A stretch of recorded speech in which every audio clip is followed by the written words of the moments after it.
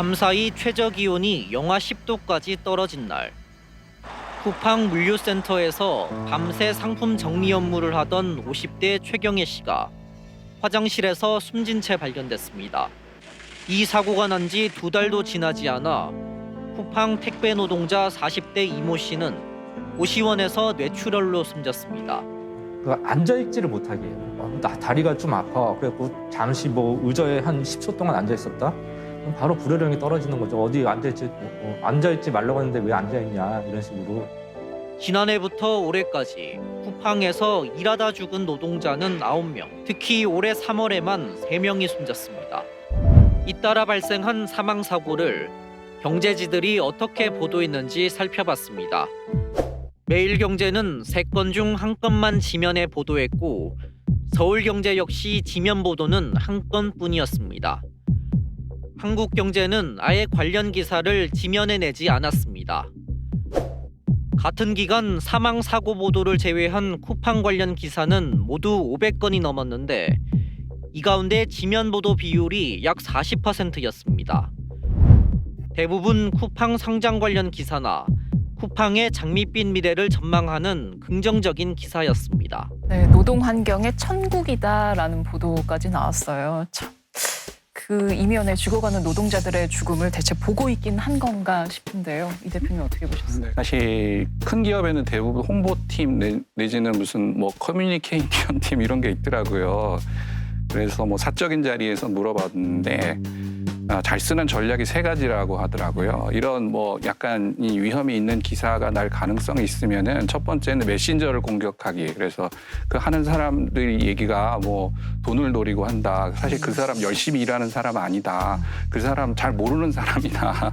메신저를 공격하는 게 첫 번째고, 두 번째는 이제 물타기. 그런 지점이 있다고 하는 일부 보도가 있지만 사실은 이렇습니다라고 하면서 그런 보도나 아니면 어떤 주장들이 부정확한 어떤 팩트나 아니면 부정확한 연구에 의해서 이루어졌다라는 거를 굉장히 강조하는 방식으로 해결을 한다든지, 아니면 세 번째가 사실 가장 큰 문제이긴 한데 아예 그 문제를 시야에서 가리기 위해서 다른 이슈로 덮어버리는 것이죠.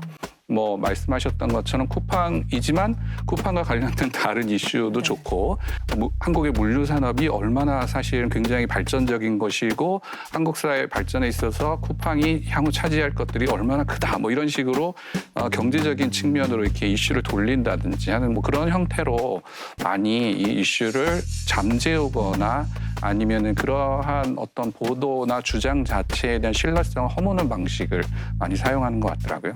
누군가가 일하다 죽어가고 있는데 왜 그런 노동자의 죽음보다 기업 입장에 서서 언론이 그 입장을 대변하는 역할을 하고 있나? 원인이 어디에 있을까요? 사실 모든 언론이 그렇다고 볼 수는 없습니다. 그거는 분명히 좀 밝히고 싶고요. 그런데 분명한 것은 대부분 상당수의 언론이 기업의 시각으로 굉장히 많은 사회 문제를 본다라고 해도 과언은 아닐 것 같습니다.